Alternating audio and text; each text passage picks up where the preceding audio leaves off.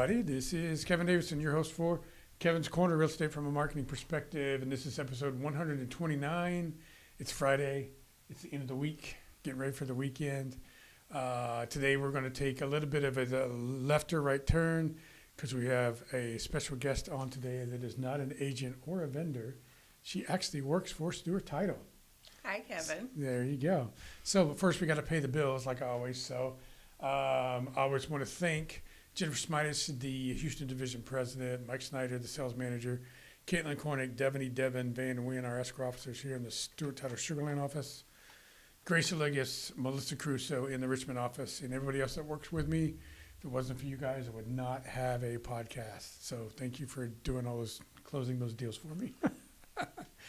Also, if you are a real estate agent or a vendor that operates in the Fort Bend County area and you subscribe to my podcast, you watch my podcast, you like my podcast, you want to be on the podcast, give me a call, 832-654-0527, or email me at kevin.davidson@stewart.com, and we'll get you on the podcast, just like Juliana. All right? So let's get started. This young lady sitting next to me her name is Juliana Bareford. Correct. She was mouthing it to make sure I said it right. Thank you. Juliana Bareford, she is the Business Development Officer for Stewart Title Kirby Grove. She does exactly the same thing I do, or at least her position is the same as mine. We both are responsible for getting as many new contracts as possible. So say hi and introduce yourself. Tell everybody what you do and where you do it at.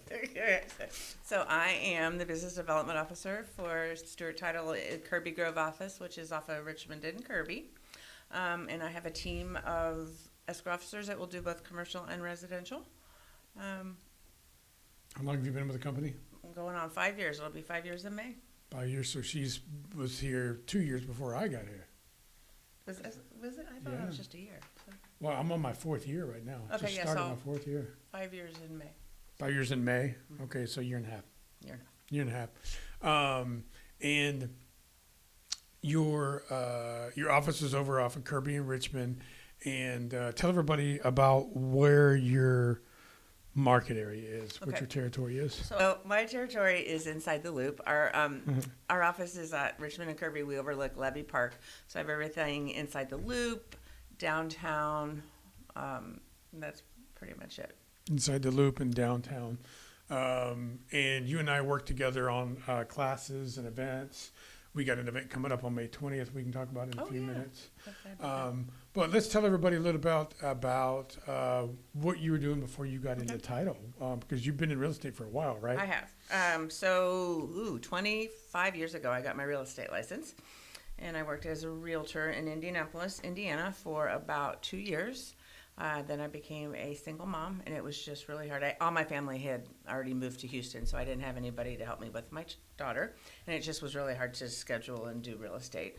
So I went into home warranty sales, and I worked for a company called Home Warranty of America.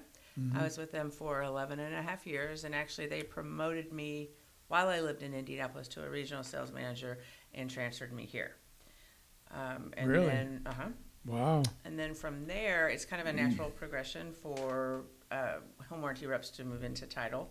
And at the time I was ready to make a move, Stewart Title did not have anything open. So I waited 4.5 years for a position to open up, and I worked at other title companies.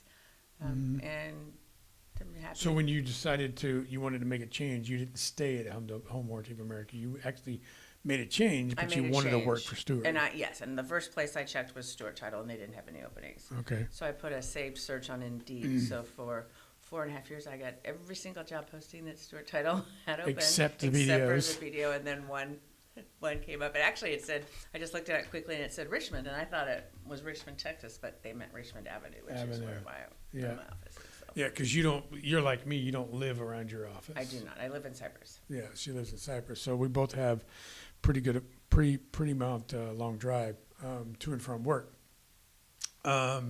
Did you make the right decision coming to work for Stewart Title? I sure did. I remember you're on camera. So. I have. Yeah, I did. I did make the right decision. So it was worth the 4.5 year long wait.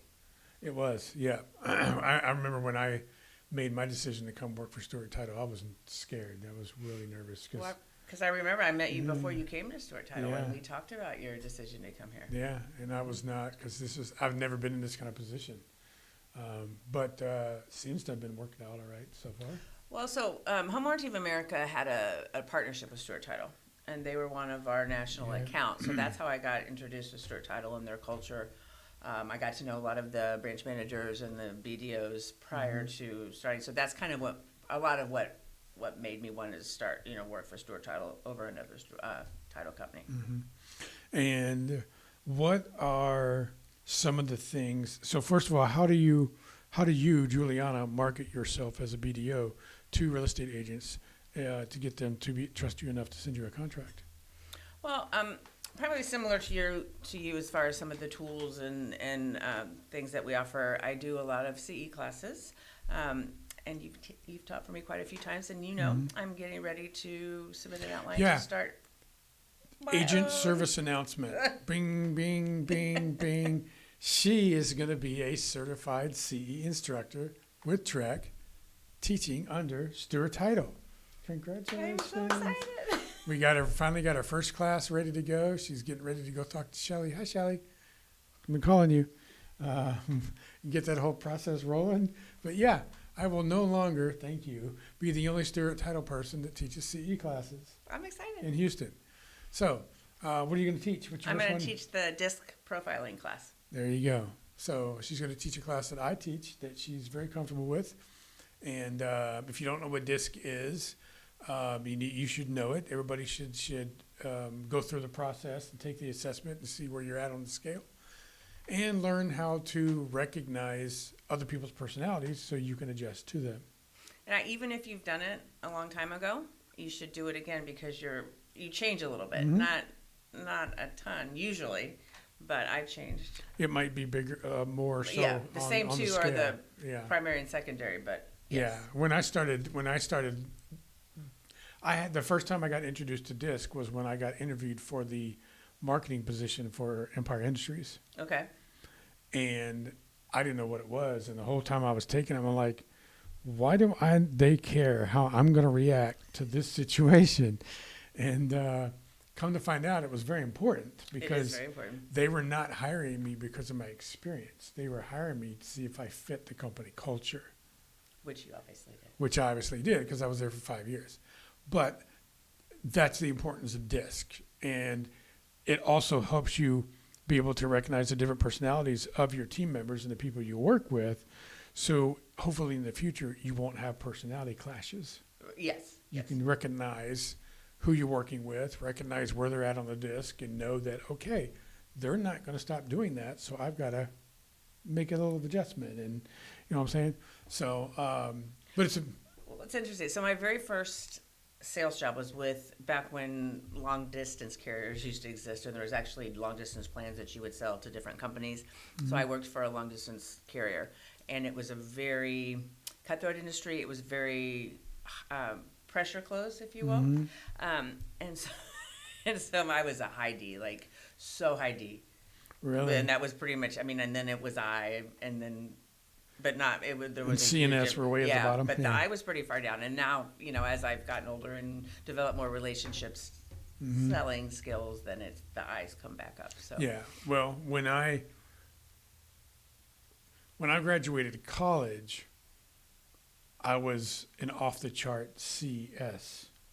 Introvert, in front of the computer, didn't want to talk to nobody, didn't care about what your opinion was. And then look at me now. Now I'm, helping agents with their business. I'm teaching CE classes. My two worst classes in college were public speaking 1 and public speaking 2. Now, sit down, shut up. This is my class. Where are you going to listen to me? And so you just adjust. You learn how to adjust.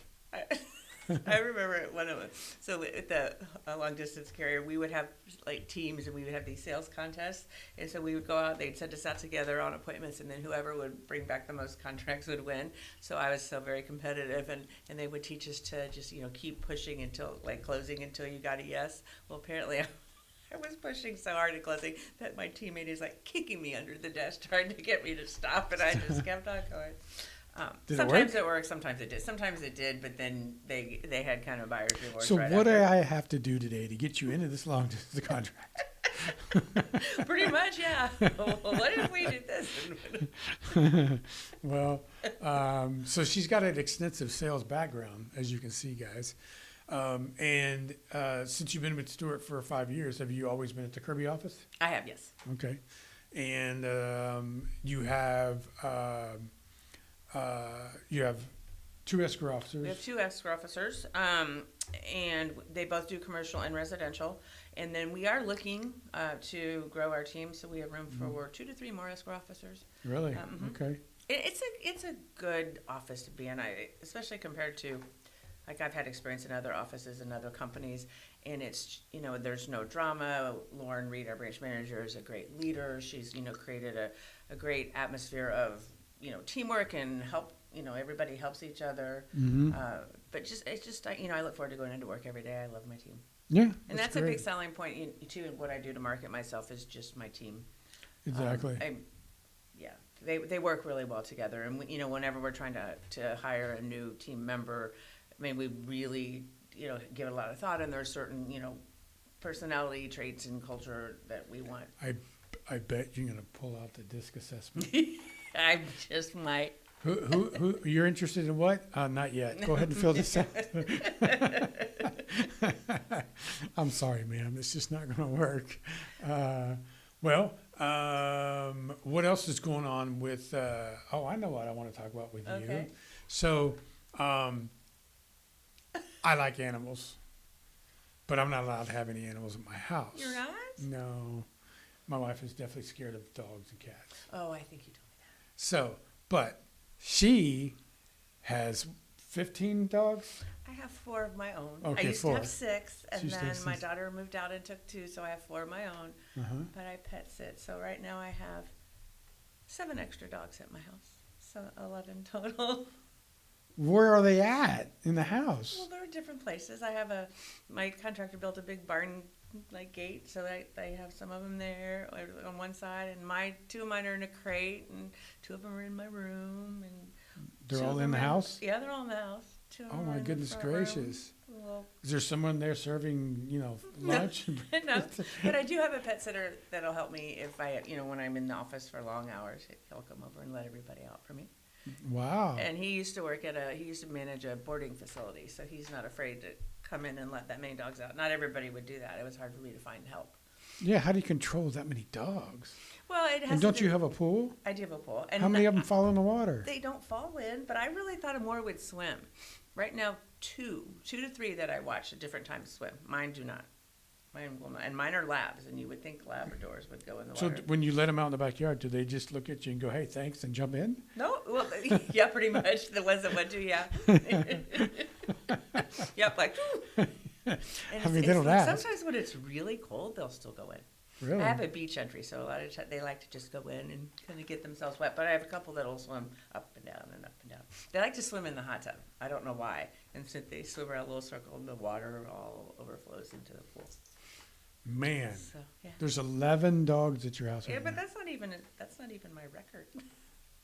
I think I've had 16 or 17. Not for a long period of time, just for like a day or 2 crossover. Okay. But again, it all has to do with breed and temperament, and I'm very particular about who I'll let stay at the same time, if that makes sense. Well, yeah, I mean, if you got a bulldog with a bad attitude and a little poodle, it's probably not going to work. Or like a dog that barks a lot and then gets everybody else out.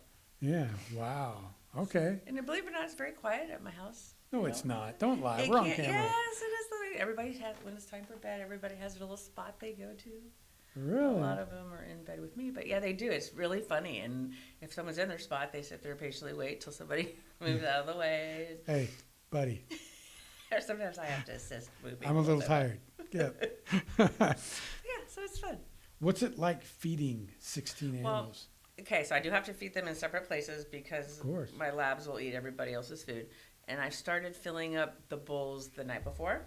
And then after I'm done feeding everybody breakfast while they're outside, I fill the bowls for the evening meal. And that's so much easier because then I just put them down Mhm. in the different places. But if I'm trying to fill them up and they're all barking and want to eat, then it's very chaotic, and it's not a very nice way to start your morning, I've learned. And what do you do with the filled bowls of food for the afternoon before you? I have a little dog closet that I have. It's my. I imagine your house is more dog is friendly very- than a freaking vet clinic. It could be, yes, it is. But I have it. So I made my entryway closet. It has shelves and everything. So I put. That's not what I made it for, but I call it the dog closet. And so I put all the bowls in there. And then if I have a lot of extra dogs, then some of their food will go in the garage, and I'll just fill them up. And everybody eats different food, so I know whose is whose, and I group them together based on who they are, and then I just know to grab them. And do all the dogs eat all the same thing? No, different. And like I have a couple dogs that have grain allergies or chicken allergies, so I have to be really careful about what food they get, and even treats, and they can't eat somebody else's. And then I have some that eat that, that Pet Fresh, the wet food, and they have meds. I have dogs that take meds, so I have to do that. Wow. That sounds like a lot of work. But I really enjoy it. I would have so many dogs if I could, so many more than that. Are you open to the public? Do you advertise you do this? I used to. Like I had a Facebook page, and I would, do Facebook ads and things like that. But now I just strictly do it in my neighborhood, and I've got such a good set of clients that I work by referral only. Mm-hmm. And I'm busy. I mean, this is not really a busy travel time, and I've got 7 extra dogs. And sometimes I do house visits, like where I go let dogs out at their house. And Leave the dog at their owner's place when they leave, and you go into the house? But I don't do as many of those just because with my full-time job I can't. Mm-hmm. And so my pet sitter will help. He'll do the morning and midday visits, and then I'll do dinner after. What do you mean your pet sitter? You have an employee? No, he's my pet sitter that takes care of my dogs. Oh, okay. And then he's the one that will come let everybody out if I, on my long days at work. Okay. All right. And what's the biggest dog you have at your house right now? A lab. A lab. I have 1, 2, 3, 4, 5, 6 labs at my house right now. Labs and a golden retriever. And what's the smallest? Chihuahua. But that's my dog. And that's I have 3 chihuahuas at my house right now. The chihuahuas probably run the whole house, don't they? They do. They think they do, Yes. Yes, they're very sassy. They're the loudest of all. Oh, those chihuahuas. You're only this big, okay? You see on the Facebook the commercials where there is a bulldog on one side of the glass and there's a chihuahua on the other side. The chihuahua's just, and then the guy opens the door and he's like, and the bulldog just sitting there going, "What you gonna do now, buddy?" That's funny. Well, so she's a business development officer, and she takes care of animals. And I'm a new grandma. Yeah, tell everybody you're also a new grandma. I am a new grandma. My daughter had a baby. She's 4 months old now, and her name is Layton. And I get to pick her up from daycare 2 evenings, usually a week. And then when my daughter sometimes works on Saturdays, so she's a hairstylist. So when she does that, I get to take Layton. And do you watch the baby the same time you watch the 17 dogs? I usually go to their house. I usually go to their house. I can imagine. But she does. I had her over yesterday, and before She's probably amazed at everything. Well, wasn't she has her own dogs, so she's okay. kind of used to that, and she doesn't get scared when they bark. Really? Mm-hmm. Wow. Well, I suppose if they barked for an extended period of time, it might scare her a little bit, but she didn't cry. So business development officer, pet sitter, grandma. What else do we know about you? Oh, let's see. Avid workout person.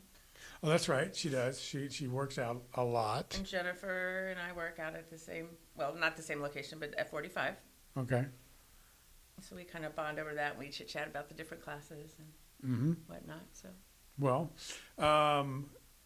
if I was a real estate agent and I was looking for a title company or another title company, and I called you, Yes. how would the first phone call conversation go between you and that particular agent? What kind of questions would you ask them? Well, I would ask, are they representing the buyer? Are they representing the seller? If they have do they do more of one or the other? And I feel like there's different personalities in a real estate transaction, the agent, the clients, and the closers. So I'd ask just a little bit more about what's important to them, how they prefer to be communicated with. Is there anything specific about their client that we should know that would make the process more simple? Some people love emails. Some people want to get calls. And I think that's really important to find all that out up front and that will make the the transaction go a lot more smoothly, and then their clients, which are ultimately the end users, are happy with the process as well, because sometimes there's a breakdown in communication of everybody involved. So I think that helps out a lot. Every now and again we'll have somebody that has like an older couple, and they're not tech savvy, and they don't want to check email, and they don't want to do things like that. So it's important to know that up front than just assume that that's how everybody wants to do it. Is there a common misconception that you would like to put a kibosh on the podcast today about title? Well, I don't know if it's a misconception, but we are supposed to remain, or we're not supposed to, we are a neutral third party. Now, we will coordinate and we will make sure all the parties are on this, like all the documents and everything, but we cannot advise on we can't advise an agent, we can't advise a client what to fill out of the contract, or any type of strategy. And we get a lot of questions like that.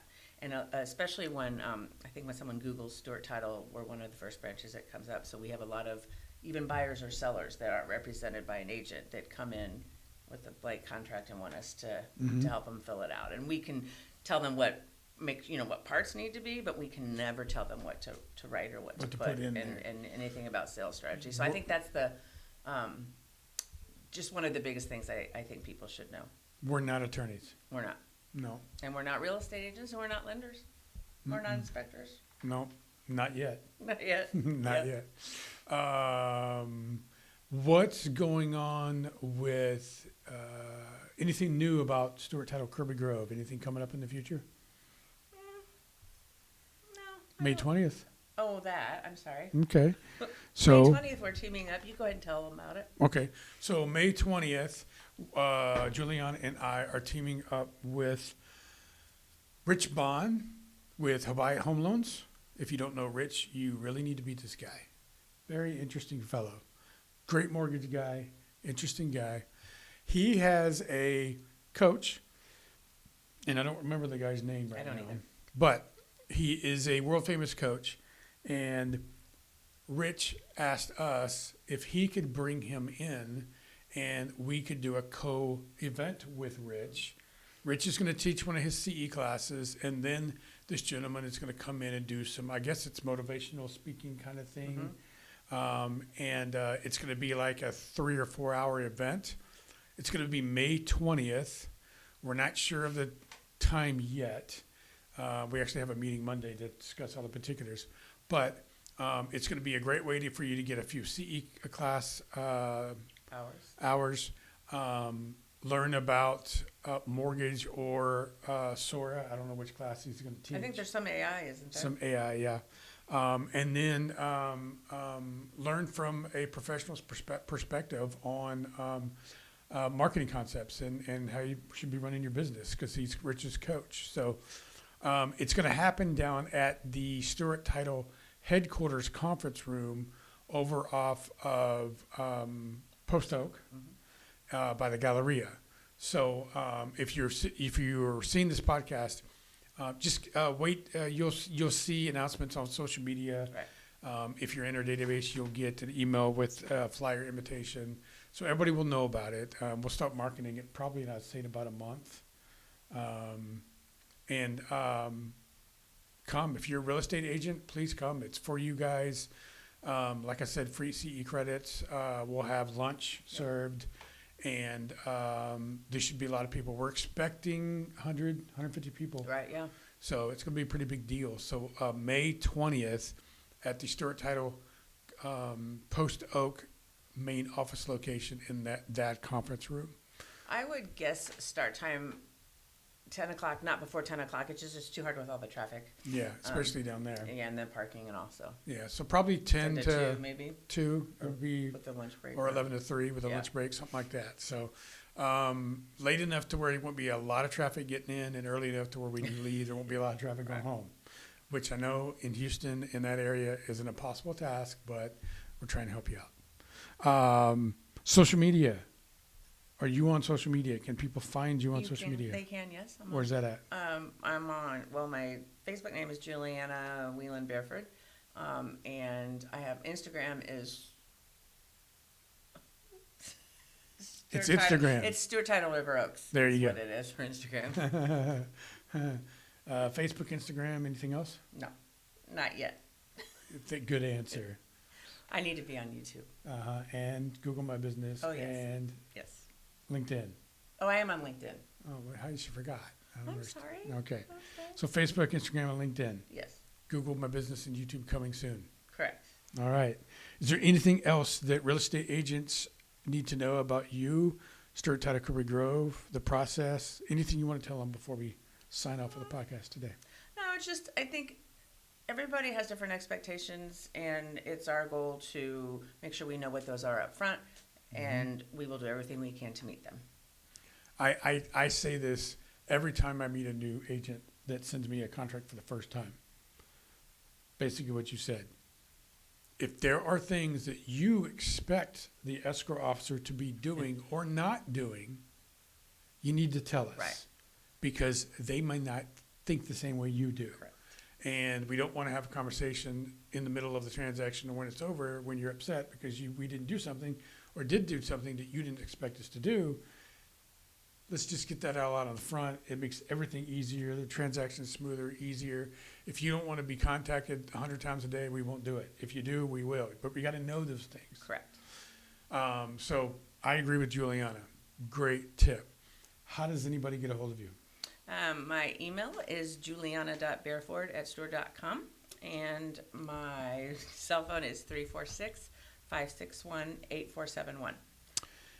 346-561-8471. Title, animal pet sitting, grandma, social media, any of those things. One more time, phone number. Okay, juliana.bareford@stewart.com. Phone number is 346-561-8471. Instagram is Stuart Title River Oaks. So, guys, this has been episode number 129, Kevin's Corner Real Estate from a Marketing Perspective. This one was a little bit of a treat because we had a nice giggling Juliana here for the whole podcast, but she's always fun.